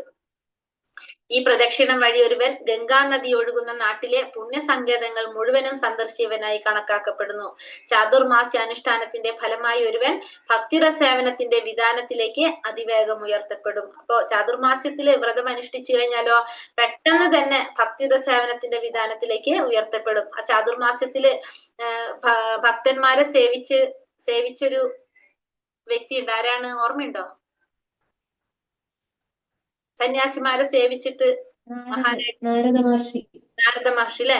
ചാതുർമാസ്യത്തില് വന്ന 4 സന്യാസിമാർക്ക് സേവനം ചെയ്തു കൊടുത്തിട്ടാണ് അദ്ദേഹം അടുത്തൊരു ജന്മം പിന്നെ നാരദ മഹർഷിയായിട്ട് ജന്മം എടുക്കുന്നത്. 30ാമത്തെ പോയിന്റ് അർച്ചന. ക്ഷേത്രത്തിലെ പ്രതിഷ്ഠാമൂർത്തിയെ ആരാധിക്കലാണ് അർച്ചന. ശരീരമല്ല ആത്മാവാണ് താൻ എന്ന കാര്യം സ്വയം ആവർത്തിച്ചുറപ്പിക്കുകയാണ് ഇതിലൂടെ സാധിക്കുന്ന കാര്യം. അർച്ചന നടത്തുന്നതിലൂടെ നമ്മൾ എന്താ ചെയ്യുന്നത്? ആരാധന നടത്തുന്നതിലൂടെ നാം ശരീരമല്ല ആത്മാവാണെന്ന കാര്യം സ്വയം ആവർത്തിച്ചുറപ്പിക്കുകയാണ് ചെയ്യുന്നത്. കൃഷ്ണന്റെ ഉറ്റ സുഹൃത്തായ സുദാമാവ് ഒരു ബ്രാഹ്മണ ഗൃഹത്തിലേക്ക് പോകുന്ന വഴി തന്നോട് തന്നെ ഇങ്ങനെ മന്ത്രിച്ചതായി ശ്രീമദ് ഭാഗവതം 10ാം സ്കന്ധം 81ാം ശ്ലോകം 81ാം അധ്യായം 19ാം ശ്ലോകത്തിൽ പറയുന്നുണ്ട്. സ്വർഗീയ സമൃദ്ധി, മുക്തി, സർവലോകാധിപത്യം, ഭൗതിക സുഖ സമൃദ്ധി ഐശ്വര്യങ്ങൾ, യോഗസിദ്ധികൾ എന്നിവയെല്ലാം കൃഷ്ണനെ ആരാധിക്കുക എന്ന ഒറ്റ കർമ്മം കൊണ്ട് കൈവരുന്നതാണ്. അപ്പോ നമ്മൾ ഇതിന് പ്രത്യേകം ഒന്നും ചെയ്യേണ്ട ആവശ്യമില്ല. ഭഗവാൻ ആരാധിച്ചാൽ തന്നെ നമുക്ക് സ്വർഗീയമായ സമൃദ്ധികള്, മുക്തി, സർവലോക ആധിപത്യം, ഭൗതികമായ സുഖ സമൃദ്ധി ഐശ്വര്യങ്ങള്, യോഗസിദ്ധികള്, ഇതെല്ലാം നമുക്ക് എന്തുകൊണ്ട് സാധിക്കും? ഒരേ ഒരു കാര്യം ചെയ്താൽ മതി, ഭഗവാനെ ആരാധിക്കുക. ഒറ്റ കർമ്മം കൊണ്ട് തന്നെ നമുക്ക് ഇതെല്ലാം കൈവരിക്കാൻ സാധിക്കുമെന്ന് എന്തില് പറയുന്നതാണ്? സുധാമാവ് തന്നോട് തന്നെ മന്ത്രിച്ചതായിട്ടാണ് ഇതിൽ പറയുന്നത്, ഭാഗവതത്തിൽ പറയുന്നത്, 10ാം സ്കന്ധത്തില് പറയുന്നതാണ്. അപ്പൊ നമ്മൾ പ്രത്യേകം നമ്മൾ ഒന്നും ചെയ്യേണ്ട ആവശ്യമില്ല. ഭഗവാനെ ആരാധിച്ചാൽ തന്നെ നമുക്ക് എന്താണ്? ആ ഒറ്റ കർമ്മം കൊണ്ട് തന്നെ ഈ പറഞ്ഞ കാര്യങ്ങളെല്ലാം നമുക്ക് വന്നു ചേരും. സുദാമാവിന്റെ ഈ മന്ത്രിക്കലിന്റെ കാരണം ഇതാണ്. ഒരു ബ്രാഹ്മണ ഗൃഹത്തിൽ ചെന്ന് അല്പം ഭക്ഷണം ചോദിക്കാൻ കൃഷ്ണൻ ഒരിക്കൽ സുഹൃത്തായ സുദാമാവിനോട് പറഞ്ഞു. അവിടെ ബ്രാഹ്മണൻ ഒരു യജ്ഞം നടത്തുകയായിരുന്നു. കൃഷ്ണനും ബലരാമനും വല്ലാതെ വിശക്കുന്നതിനാൽ എന്തെങ്കിലും ഭക്ഷണം തരണമെന്ന് യാചിക്കാനാണ് ശ്രീകൃഷ്ണൻ സുദാമാവിനോട് പറഞ്ഞത്. ബ്രാഹ്മണൻ ഒന്നും കൊടുത്തില്ല. എന്നാൽ ബ്രാഹ്മണരുടെ ഭാര്യമാർ സ്വാദിഷ്ടങ്ങളായ ഭക്ഷണ സാധനങ്ങളുമായി നേരെ കൃഷ്ണന്റെ അടുത്തേക്ക് ഓടി. വിഷയരഹസ്യത്തിലും ഇങ്ങനെ പറഞ്ഞപ്പോ അവരെന്ത് ചെയ്തു? ഭക്ഷണം കൊടുക്കാനായിട്ട് അഭ്യർത്ഥിക്കാനായിട്ടാണ് പറഞ്ഞയച്ചത് സുദാമാവിനെ. എന്താ പറഞ്ഞത്? കൃഷ്ണനും ബലരാമനും വിശക്കുന്നു, ഭക്ഷണം തരാൻ. പക്ഷെ ആ ബ്രാഹ്മണന്മാർ എന്ത് ചെയ്തില്ല? അവര് കൊടുത്തില്ല. പക്ഷെ അവരുടെ ഭാര്യമാരാണെങ്കിലോ ആ ഭക്ഷണ സാധനങ്ങളെല്ലാം എടുത്ത് ഭഗവാന്റെ അടുത്തേക്ക് ഓടി. വിഷ്ണു രഹസ്യത്തിലും ഇങ്ങനെ പറയുന്നു, ഈ ലോകത്ത് വിഷ്ണുവിന്റെ ആരാധനയിൽ ഏർപ്പെട്ടിരിക്കുന്നവർ വളരെ വേഗം തന്നെ വൈകുണ്ഠ ലോകം എന്ന ദൈവരാജ്യത്തിൽ പരമാനന്ദം അനുഭവിക്കും. അപ്പൊ വിഷ്ണു രഹസ്യത്തിലും പറയുന്നത് എന്താണ്?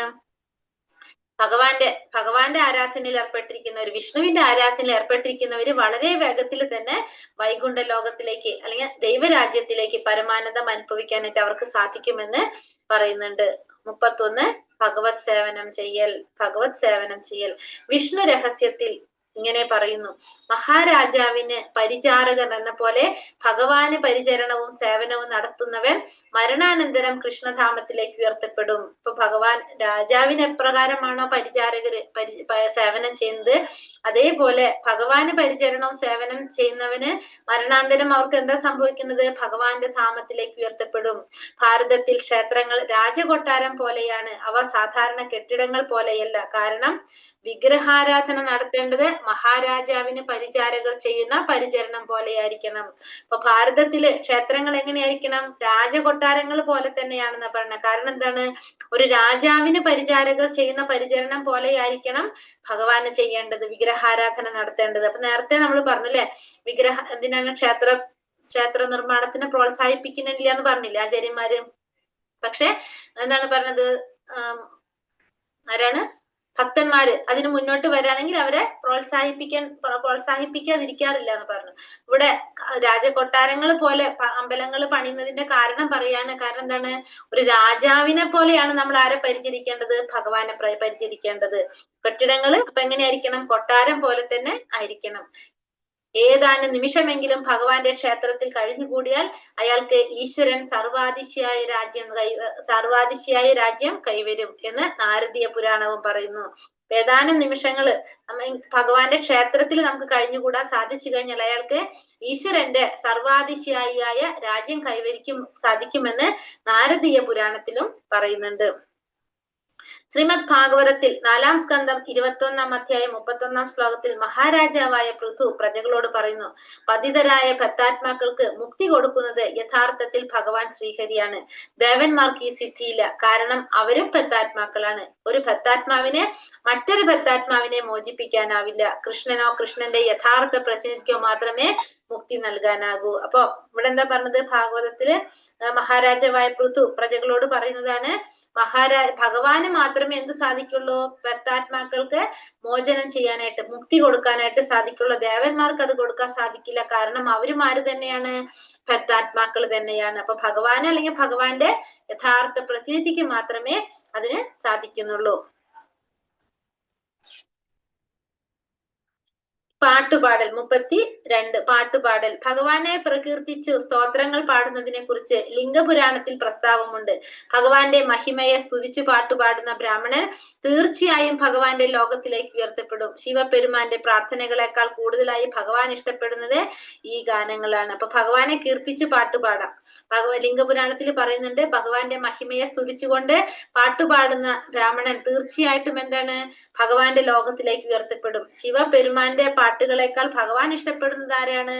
കൂടുതലായി ഭഗവാൻ ഇഷ്ടപ്പെടുന്നത് ഭഗവാനെ കീർത്തിച്ച് പാടുന്ന ഇത്തരത്തിലുള്ള ഗാനങ്ങളാണ് ഭഗവാൻ ഇഷ്ടം. അപ്പൊ ഭഗവാനെ കീർത്തിക്കുന്നത് ഭഗവാന് വളരെ ഇഷ്ടമാണെന്ന് ഇവിടെ നമുക്ക് മനസ്സിലാക്കാം. ഇതൊക്കെ 64 നിയാമക തത്വങ്ങളിൽ വരുന്നതാണ്.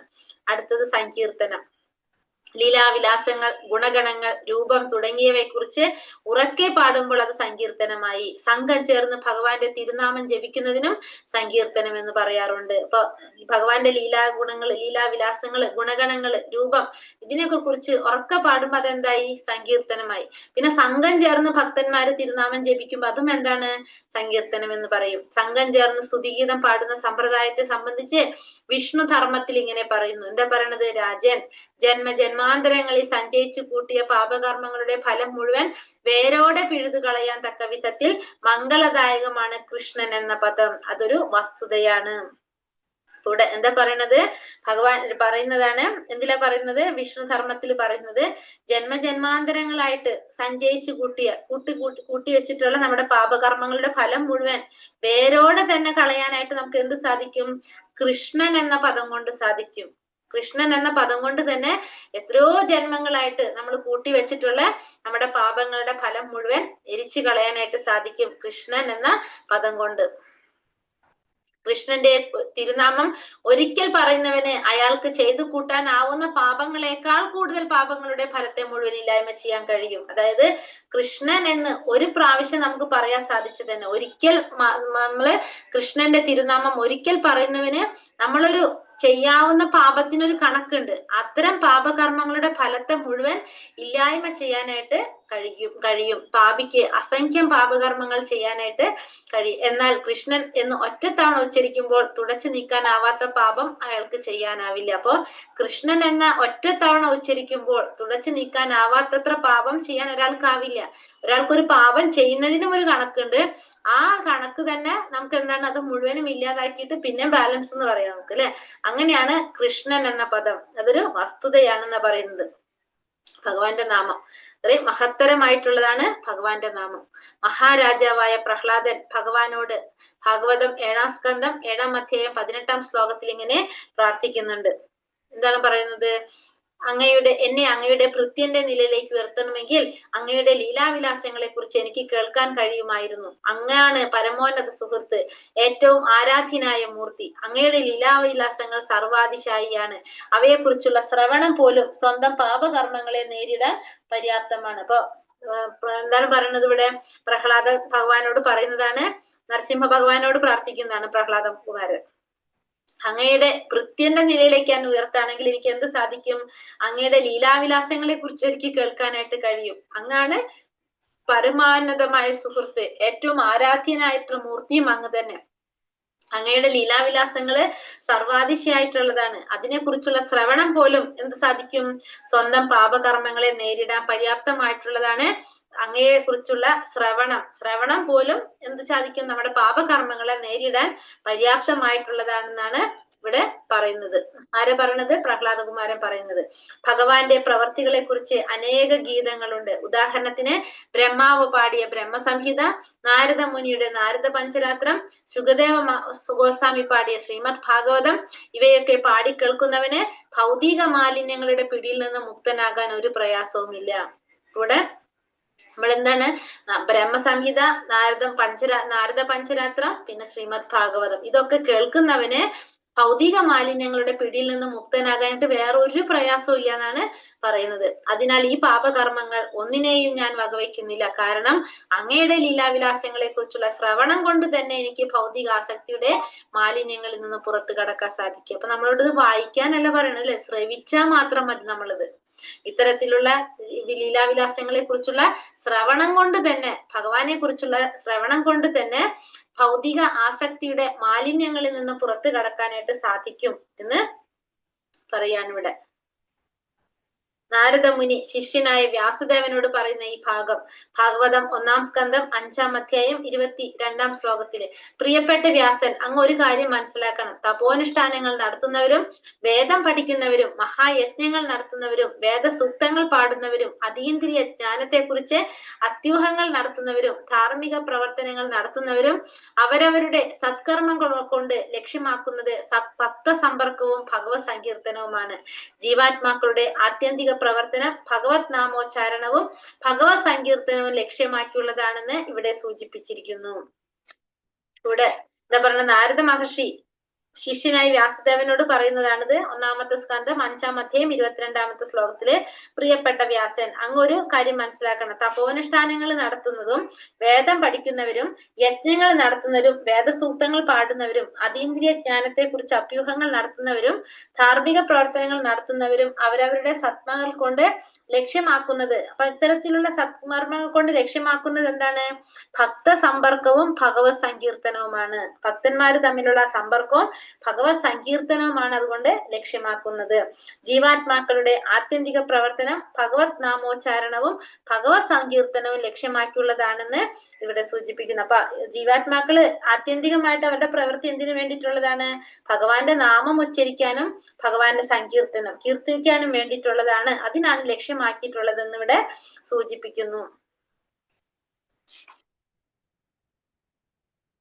നിർത്തട്ടെ ഇവിടെ? ഹരേ കൃഷ്ണ. എടുക്കുന്നോണ്ട് കുഴപ്പമുണ്ടോ അല്ലെങ്കിൽ നിർത്തണോ? ടൈം ആയില്ലല്ലോ മാതാജി, എടുത്തോ കുറച്ചുകൂടെ മാതാജി, കുഴപ്പമില്ല. കുഴപ്പമില്ല അല്ലെ? എടുത്തോട്ടെ 8:11 എടുത്തോ. മാതാജി. 8:11 ആയിട്ടുണ്ട്. മനസ്സിലാകുന്നുണ്ടല്ലോ അല്ലെ? മനസ്സിലാക്കാൻ പറ്റുന്നില്ലേ? ഉണ്ട് മാതാജി, ജപം മനസ്സിലാകുന്നുണ്ട്. കൂടെ എടുക്കാം മാതാജി. എടുക്കാം. ശരി. ഹരേ കൃഷ്ണ.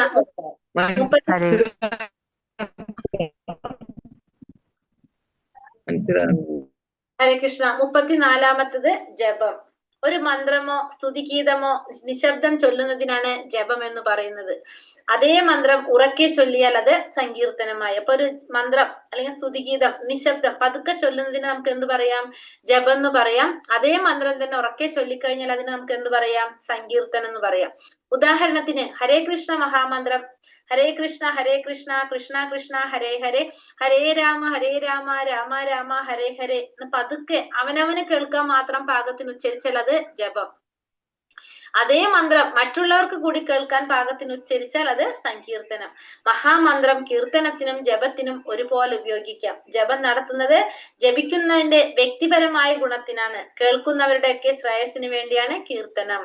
അപ്പൊ ജപം നടത്തുന്നത് എന്തിനു വേണ്ടിയിട്ടാണ്? ജപിക്കുന്നവരുടെ ഗുണത്തിന് വേണ്ടിയിട്ടാണ് ജപം നടത്തുന്നത്. പക്ഷെ സങ്കീർത്തനം നടത്തുന്നതിന് വേണ്ടിയിട്ടാണ്? കേൾക്കുന്നവർക്കും ശ്രേയസ് ഉണ്ടാകാൻ വേണ്ടിയിട്ടാണ് എന്ത് നടത്തുന്നത്? സങ്കീർത്തനം നടത്തുന്നത്. അപ്പൊ ജപിക്കുമ്പോ നമുക്ക് പരിശുദ്ധി ഉണ്ടാകാനാണ് നമ്മൾ ജപം ചെയ്യുന്നത്. സങ്കീർത്തനം എന്ന് പറഞ്ഞാൽ അത് എന്തായി മാറിയത്? കേൾക്കുന്നവർക്കും കൂടി പരിശുദ്ധി ഉണ്ടാകാണ് ചെയ്യുന്നത്. നമ്മൾ കൂടുതൽ സങ്കീർത്തനമാണല്ലോ മാതാജി ചെല്ലുന്നത്. ഹരേ കൃഷ്ണ. അതെ, പത്മപുരാണത്തിൽ ഒരു പ്രസ്താവം കാണുന്നു. ഉച്ചത്തിലോ പതുക്കെയോ മന്ത്രം ജപിക്കുന്നവർക്കൊക്കെ മുക്തിയുടെയോ സ്വർഗീയ സുഖത്തിന്റെയോ മാർഗം ഉടനെ തുറക്കപ്പെടും. അപ്പൊ പത്മപുരാണത്തിൽ പറയുന്നത് എന്താണ്?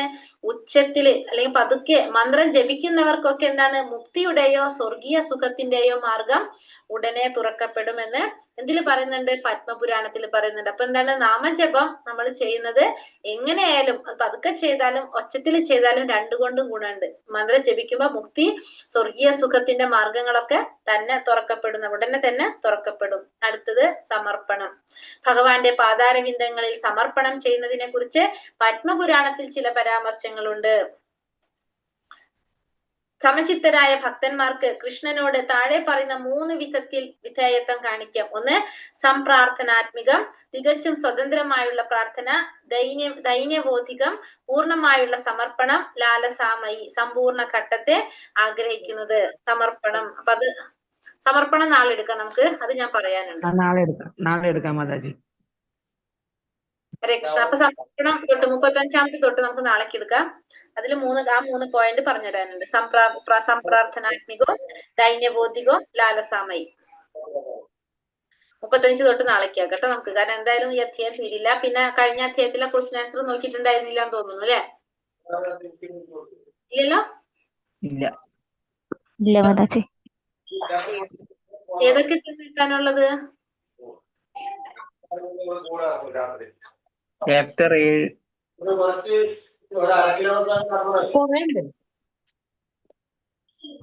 ഏഴാമത്തേലുണ്ട് അല്ലെ? 7-ാമത്തെ നോക്കാനോ?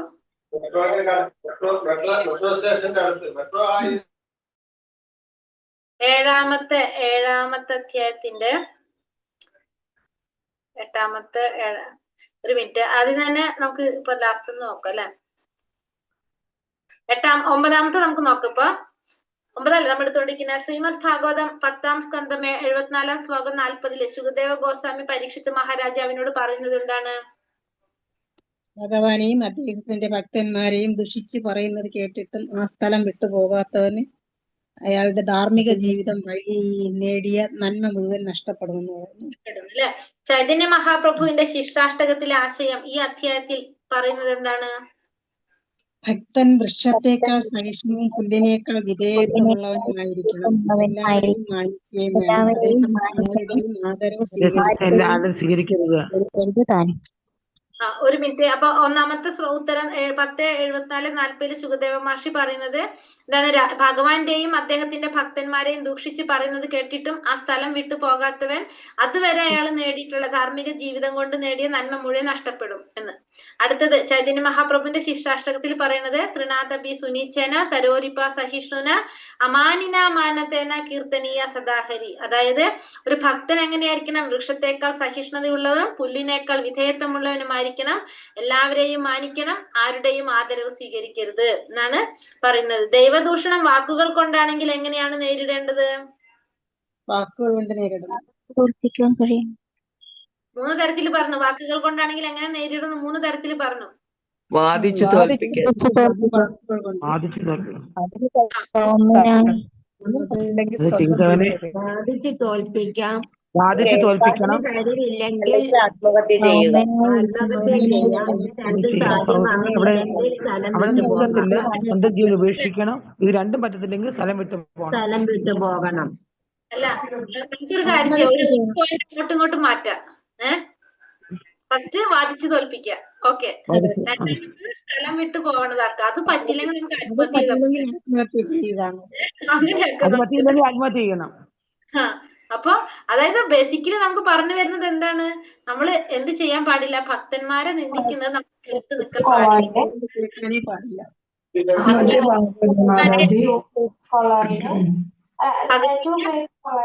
transfer margin forms and a fiction will experience ഭഗവാനെ ഭഗവാന്റെ ഭക്തന്മാരെ നിന്ദിക്കുന്നത് നമ്മൾ കേട്ടു നിൽക്കാനായിട്ട് പാടില്ല. ഇപ്പൊ ചിലവര് പറഞ്ഞു കേൾക്കുണ്ടാവും അല്ലെ, ഈ കൃഷ്ണൻ ആരാണ്? ഈ കൃഷ്ണൻ എന്ന് വെച്ചിട്ടുണ്ടെങ്കിൽ പറഞ്ഞു കേട്ടുള്ളതല്ല, സ്ത്രീകളുടെ വസ്ത്രം മോഷ്ടിച്ച വ്യക്തിയല്ലേ, എല്ലാ കള്ളത്തരങ്ങളും കൊള്ളരുതായ്മകളും ചെയ്യുന്ന വ്യക്തിയല്ല, അങ്ങനെയൊക്കെ പറയുന്നവരുണ്ട്. നമ്മൾ കേൾക്കുന്നുണ്ട് അല്ലെ, കുറെ അങ്ങനെയൊക്കെ കേൾക്കുന്നുണ്ട്.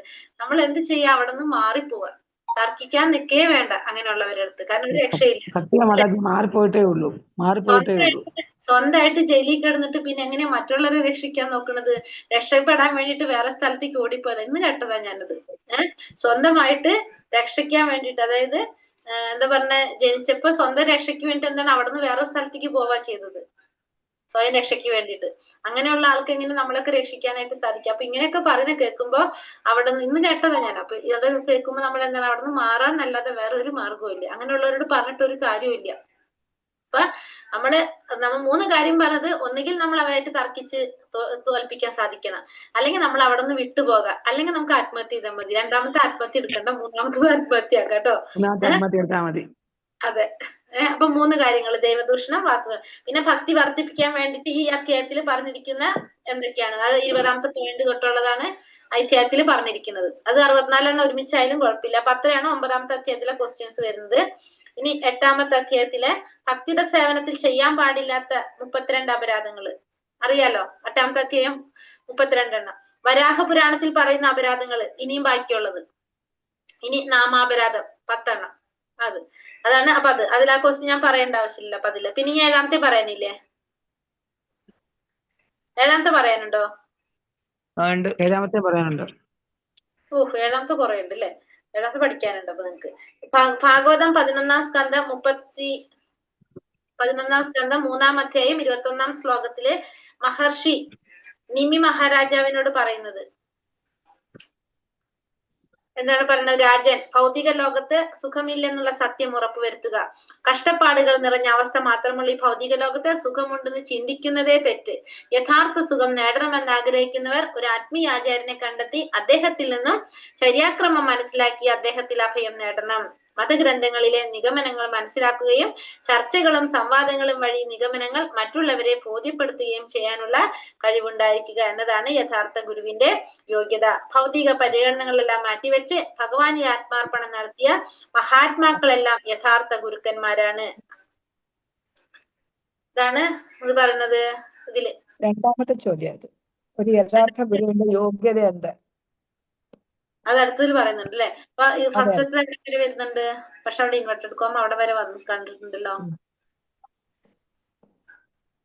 ആത്മീയപരമായ തിരിച്ചുവിടുക എന്ന പരമോന്നത ലക്ഷ്യം പ്രാപിക്കാൻ ആഗ്രഹിക്കുന്നവർക്ക് ഇത്തരം ഗുരുവിനെ കണ്ടെത്താൻ ശ്രമിക്കണം. 2ാമത്തെ ക്വസ്റ്റ്യൻ, യഥാർത്ഥ ഗുരുവിന്റെ യോഗ്യത. യഥാർത്ഥ ഗുരുവിന്റെ യോഗ്യത അടിയിലും പറയുന്നുണ്ട്. നമുക്കറിയാം, നമ്മള് ഈ ഉപദേശാമൃതത്തിൽ പഠിച്ചിട്ടുണ്ട്.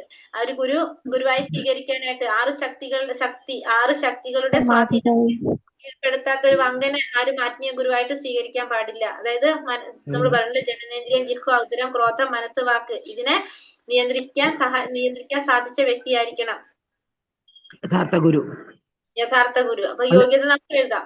എങ്ങനെയുള്ള ഒരു വ്യക്തിയെ ആരും ആത്മീയ ഗുരുവായിട്ട് സ്വീകരിക്കാൻ പാടില്ല. അതിപ്പോ നമ്മൾ പറഞ്ഞ പോയിന്റ് അല്ലെ. ഈ പറഞ്ഞ രീതിയിൽ ചെയ്യാത്തൊരു വ്യക്തിയെ നമുക്ക് ഗുരുവായിട്ട് സ്വീകരിക്കാനായിട്ട് പാടില്ല. ശ്രീമദ് ഭാഗവതം 11-ാം സ്കന്ധം 7-ാം അധ്യായം 27-ാം ശ്ലോകത്തിൽ ശ്രീകൃഷ്ണൻ ഭഗവാൻ ഉദ്ധവരോട് പറയുന്നത് എന്താണ്? ആത്മീയ ഗുരുവിനെ എന്റെ പ്രതിനിധിയായിട്ട് ഞാനായിട്ട് തന്നെ ഞാനായിട്ട് വേണം സ്വീകരിക്കാൻ അല്ലെ. ഗുരു എന്ന് പറയുന്നത് എന്റെ പ്രതിനിധിയല്ല, ഞാൻ തന്നെയാണെന്നാണ് ഭഗവാൻ ഭഗവാനായിട്ട് തന്നെ വേണം സ്വീകരിക്കേണ്ടതെന്ന്. ആരാണ് സഹജിയാക്കൾ? സഹജിയാക്കൾ ബ്രാഹ്മണങ്ങളുടെയും വേദങ്ങളെയും അനുസരിക്കാത്തവർ. വേദശാസ്ത്രങ്ങൾ അനുസരിക്കാത്തവര്, അവര് പ്രമാണങ്ങളെ വേദഗ്രന്ഥങ്ങളെ അനുസരിക്കാത്തവരെയാണ് സഹജീവിക്കുന്നത്. എല്ലാം നിസ്സാരമെന്ന് കരുതുന്നതും മറ്റുള്ളവരുടേതായ തങ്ങളുടേതായ അവരുടെ ആശയങ്ങൾ മറ്റുള്ളവരെ അടിച്ചേൽപ്പിക്കുന്നവര്. അതായത് വേദശാസ്ത്രങ്ങളൊന്നും അനുസരിക്കാത്തവര് തങ്ങളുടെ ആശയങ്ങൾ മറ്റുള്ളവരെ അടിച്ചേൽപ്പിക്കുന്നത്. അങ്ങനെയുള്ളവര് സഹജിയാക്കൾ എന്ന് പറയുന്നവരാണ്. പുണ്യഭൂമിയിലെ വാസം കൊണ്ട് എന്തെല്ലാം നേടാമെന്നാണ് സ്കന്ദപുരാണം പറയുന്നത്? ദ്വാരകയിൽ 6 മാസമോ 1 മാസമോ 1 പക്ഷമോ താമസിക്കുന്നവർക്കായി വൈകുണ്ഠ ലോകവും സാരൂപ്യമുക്തി തുടങ്ങിയ സർവ്വലാഭങ്ങളും കാത്തിരിക്കുകയാണ്. അല്ലെ, എന്താണ് പറയുക? വൈകുണ്ഠ ലോകവും സാരൂപ്യമുക്തി. ഗംഗാനദിയുടെ പ്രാധാന്യത്തെ കുറിച്ച് സൂതഗോസ്വാമി പറയുന്നത് എന്താണ്?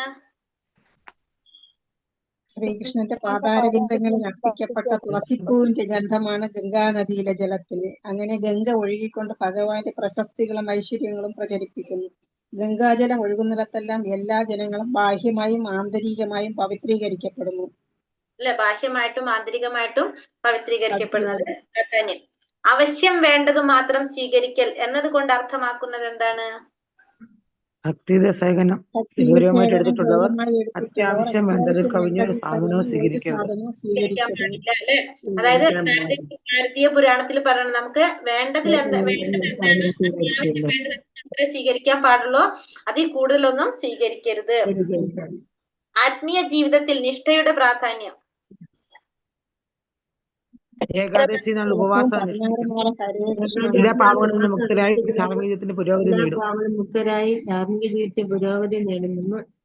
അതായത് നമ്മളൊരു തീരുമാനം എടുത്തു കഴിഞ്ഞാൽ നമ്മൾ അത് തന്നെ പാലിച്ചു പോകുക, അതാണ് നിഷ്ഠ എന്ന് പറഞ്ഞത്. 108 പ്രാവശ്യം ഒരു റൗണ്ട് നാമം ജപിക്കുന്നു പറഞ്ഞാല് 2 നമ്മൾ ചെയ്യാം, നമുക്ക് സാധിക്കുന്നത് നമ്മൾ ചെയ്യാന്നുള്ളത്. അതായത് ആ പാരഗ്രാഫിൽ തന്നെ പറയുന്നുണ്ട്.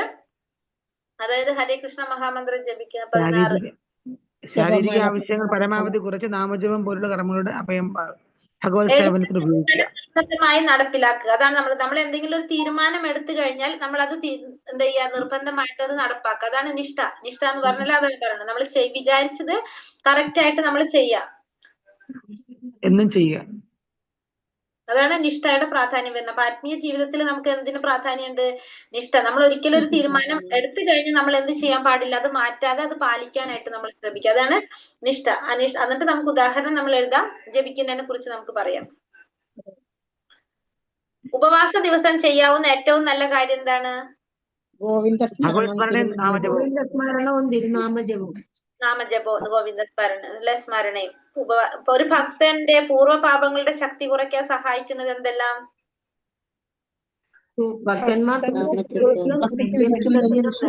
ഗോക്കളെയും ബ്രാഹ്മണരെയും പൂജിക്കുക, വൈഷ്ണവരെ പ്രണമിക്കുകയും ധ്യാനിക്കുകയും ചെയ്യുക. ഗോക്കളെയും ബ്രാഹ്മണരെയും പൂജിക്കുക, വൈഷ്ണവരെയും പ്രണമിക്കുക, ഒന്നും വ്യക്തതയില്ല. ഒന്നില്ലല്ലോ പറയുന്നത്, കുറച്ചുള്ളല്ലോ അത്. കുറെ ആൻസർ പറഞ്ഞു നിങ്ങള്. തുളസി ചെടിക്കും നെല്ലിവൃക്ഷത്തിനും വെള്ളം ഒഴിക്കണം, പിന്നെ ഗോക്കളെയും ബ്രാഹ്മണരെയും പൂജിക്കണം, വൈഷ്ണവരെ പ്രണമിക്കണം, ധ്യാനിക്കണം. 6 കാര്യങ്ങള്. തുളസി ചെടിക്കും നെല്ലിവൃക്ഷത്തിനും ആൽവൃക്ഷം വരെയും പറയാം നമുക്ക്. വെള്ളം ഒഴിക്കുക, സ്കന്ദപുരാണത്തിൽ പറയുന്നുണ്ട്. പിന്നെ ഗോക്കളെയും ബ്രാഹ്മണരെയും പൂജിക്കുക, വൈഷ്ണവരെ പ്രണമിക്കുക, അവരെ ധ്യാനിക്കുക. ഇതാണ് നമ്മുടെ പൂർവ്വപാപങ്ങളുടെ ശക്തി കുറയ്ക്കാനായിട്ട് നമ്മളെ സഹായിക്കുന്നത്. ഭക്തിശൂന്യരിലെ 2 തരക്കാർ ആരൊക്കെയാണ്? കൃഷ്ണന്റെ സർവീശ്വരത്തെ ഒരു വിഭാഗം, മറ്റൊരു വിഭാഗം തികഞ്ഞ ഭൗതികവാദികളും ഭഗവാന്റെ എതിർക്കുന്നവരും ഭൗതികവാദികളും ഭൗതിക സുഖാന്വേഷികളാണ്.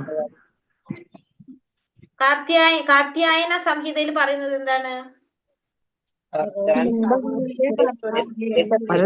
ദേവന്മാരെ ആരാധിക്കുന്നവരും ഭൗതികാഭിലാഷങ്ങളാൽ